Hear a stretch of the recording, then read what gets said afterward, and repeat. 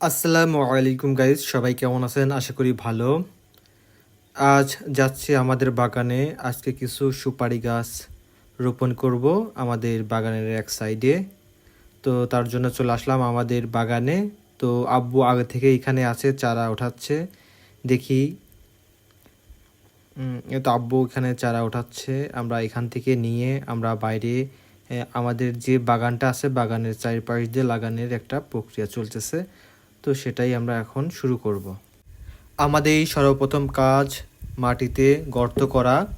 আমরা এই খন্তা, না আপনাদের এলাকায় কি বলে, এটা দিয়ে আমরা এখন মাটি খোদন করব, অর্থাৎ গর্ত করব, যেখানে আমরা সুপারি গাছগুলো রোপণ করতে পারবো। তো আমরা আগে সকল জায়গায় লাইন বাই লাইন আমরা কিছু দর করে নেই। আমাদের দরকার কাজ শেষ। দেখেন আমরা এই পাশ দিয়ে ওই মাথা পর্যন্ত অনেকগুলো দর করছি। এদিকে আব্বু সুপারি গাছের চারাগুলো ওঠাচ্ছিল।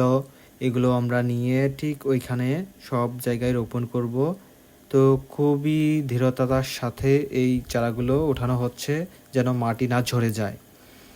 তো আব্বু খুবই সতর্কতাভাবে মাটিগুলা চাপ দিয়ে একটু টাইট করে নিচ্ছিল, যাতে মাটিগুলা না ঝরে যায়। এগুলো টাইট করার পরে এটা আমরা একটা ঝুড়িতে রাখবো, এবং ঝুড়ির পাশ দিয়ে দেখেন অনেকগুলা চারা আছে। এই পাশে ওই মাথা পর্যন্ত অনেক চারা, আমরা সবগুলো চারা উঠাবো এবং সেগুলো সকল জায়গায় রোপণ করব আমাদের বাগানে। এরপর আমাদের যে গর্ত করা জায়গা, আমরা চারা নিয়ে চলে আসলাম। ঠিক এইখানে আমি এই চারাটা সর্বপ্রথম রোপণ করব। তো তার জন্য এখানে রাখতে হবে। তো নিচে যত অনেক শক্ত এবং নিচে অনেক নিচা হয়ে গিয়েছে, তার জন্য কিছু ঝোড়া মাটি উপর থেকে দিয়ে নিব, যাতে চারাটা সুন্দরভাবে বসে। তারপর আমরা গাছটিকে সুন্দরভাবে বসিয়ে দিলাম। দেখেন মাটিগুলা অনেক ঝুরঝুরা হওয়ার কারণে মাটিগুলা ঝরে যাচ্ছে এবং সুপারি দেখা যাচ্ছে। ওইটা কোনো মতন মাটি দিয়ে তারপরে আর একটাতে আমরা সুপারি গাছ সুন্দরভাবে বসিয়ে নিয়ে চারপাশে মাটি ঝরঝরে করিয়ে দিচ্ছি, যাতে মাটিটা সুন্দরভাবে এখানে ফিক্সড হয়।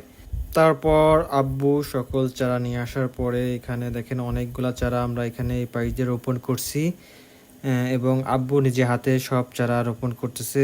আমি এক হাত দিয়ে ভিডিও করে এক হাত দিয়ে রোপণ করা সম্ভব হচ্ছিল না। পরে আব্বু এসে প্রতিটি চারা রোপণ করতেছে, আমি জাস্ট দেখতেছি। তো এরপর দেখেন সব জায়গায় সব চারা রোপণ করার পর কত সুন্দর দেখা যাচ্ছে। আমরা এখানে লাইন বাই লাইন একটি বাগান মতন, যাতে একটা বাগান হয় সেজন্য অনেকগুলা চারা আমরা একসঙ্গে এই পাইপ দিয়ে রশি দিয়ে তারপর দর অর্থাৎ গর্ত করে আমরা রোপণ করি, এবং রোপণ শেষে আব্বু নিজ হাতে প্রতিটি চারায় সুন্দরভাবে পানি দিচ্ছে, যাতে চারাগুলো সতেজ হয় ও সুন্দরভাবে বেড়ে ওঠে।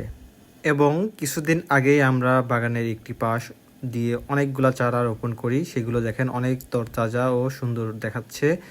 আমরা আশা করি এই গাছগুলো বড় হলে অনেক সুপারি পেতে পারবো। তো ধন্যবাদ আমাদের ভিডিওটির সঙ্গে থাকার জন্য।